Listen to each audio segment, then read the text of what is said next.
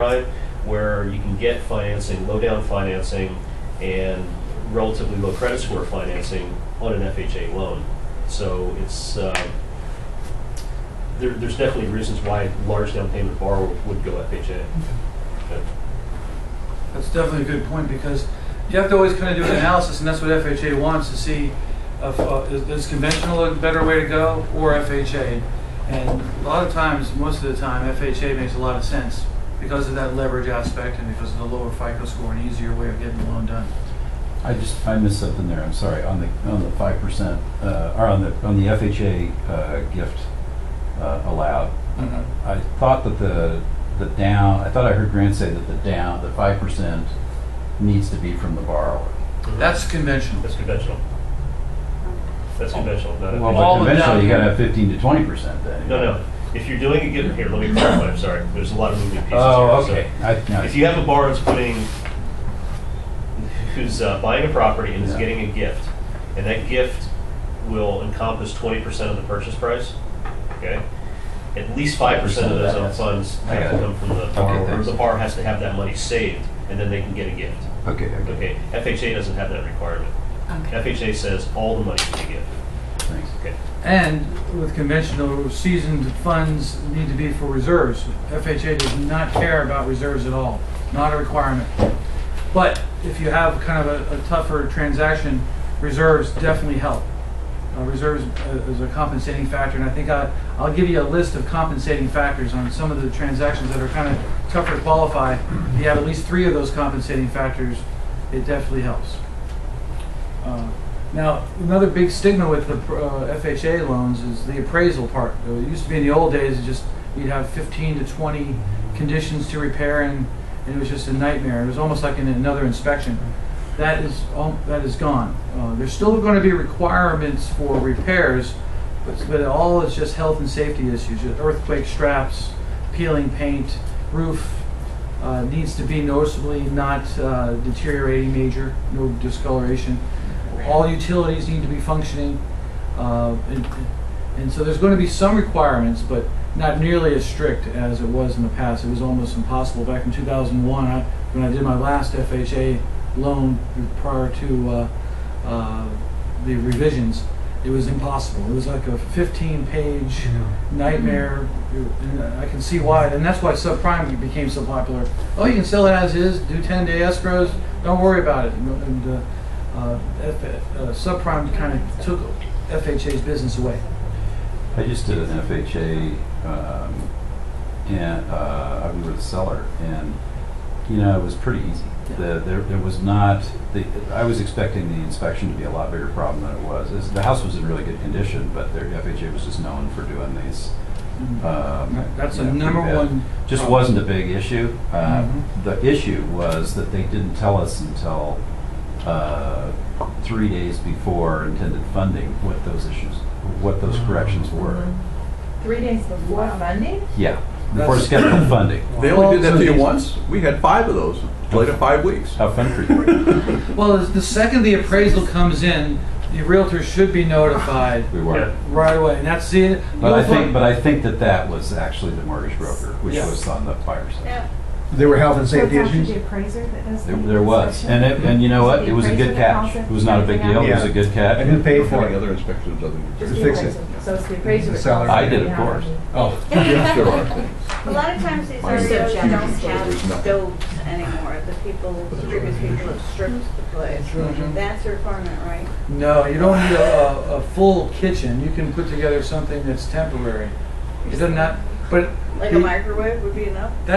maybe a hot plate or something. A hot plate? Seriously? That's Yeah. great. Well, it just needs to have some kind of a functioning kitchen. It doesn't mean that it has to be completely updated. I've gotten loans closed Yeah. where you just put something in there temporary with a photo. The food doesn't have to be that good. Right. Okay. I just had one closed too. Leave a baggage. It was in Brookside Village, and a lot of people who do remodels, that they're ceiling heaters, and they get rid of them because they don't function, because they end up warming up the person above you, not your unit. So to get rid of them, so when we had the FHA, he didn't have a heater anymore, so we just had to put in a base core heater, and we got it done in like 3 days. like a cheap $100 So repair electrical? here. Really? So you Yes. can, Uh-huh. see, they just want something that's somewhat functioning in the home, make it somewhat livable. The key is just kind of think, can someone live here? Bare bones, but without a kitchen at all, then they don't want to have something there. It has to be habitable. Yes. And it doesn't have to be elegant and perfect, just needs to be habitable. But yeah, that's a common thing that you'll find is a lot of people who don't have a lot of experience with FHA, everything is kind of new to them, so it's a surprise. Oh, they just wait for the underwriter to tell them, oh, you need to get those repairs done prior to funding. So then they'll right away, oh, the underwriter told me to do it, so I have to tell now the realtors. But that's why it's critical to have experienced people who have been doing this a while. Yeah. I think the appraisers are easier now that the appraisals are easier now that the appraisers are homeless. That was a tough one to get out, but it was worth it. It wasn't easy. I know. I'm going to try that again in another meeting. It's going to work. I'm here all week, folks. I'm going to go to the Redondo Nice to the presentation. waitresses. Now, Can I add something to that conditional? Go ahead. When the appraisals come in, they come directly to us, and you should, from us, you should know within 24, 48 hours of what those are. The appraiser lists them right on the appraisal.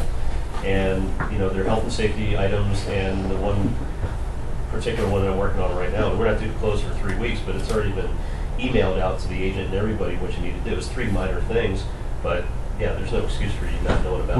What is the Does last FHA minute? It's a require disaster. the Something that's After routine you- becomes a disaster. After you have it fixed.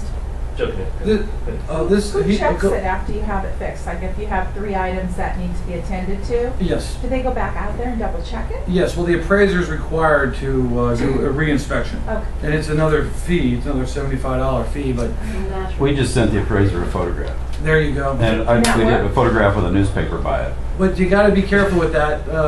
My underwriters are telling me We that cut the letters out. they are going to make sure that nothing's been manipulated or coerced in any way. A photo coming from you is going to be more scrutinized as a photo as compared to a photo from an appraiser. Because everybody in this market right now is guilty till proven innocent. So it's Just remember that going into your escrows. everybody's just I've had to verify. Yeah. We're having to re-verify employment 3 and 4 times. It's not done until the funder funds the loan, because if anything at all, they're just kind of snooping around. Remember in the old days, they found an excuse to have a Polish you can close in 4 days. Now we're kind of in the other direction where, all right, we're going to try to figure out if they're doing anything funky, or even if there's a suspicion of kind of some fraudulent activity, we're going to double and triple check it. We're checking social security numbers 2 and 3 times. If there's a fraud alert on a credit report, you have to have all 3 FICO scores, not just 2. I've had some other problems with that in the past. So we're really, if there's a discrepancy with their names, if their social security number is off by 1 digit, somebody may pull their credit report inaccurately, we're going to have major problems or have to add additional conditions for the borrower. We're going to need to just kind of verify and re-verify social security numbers and employment. So just be ready for that.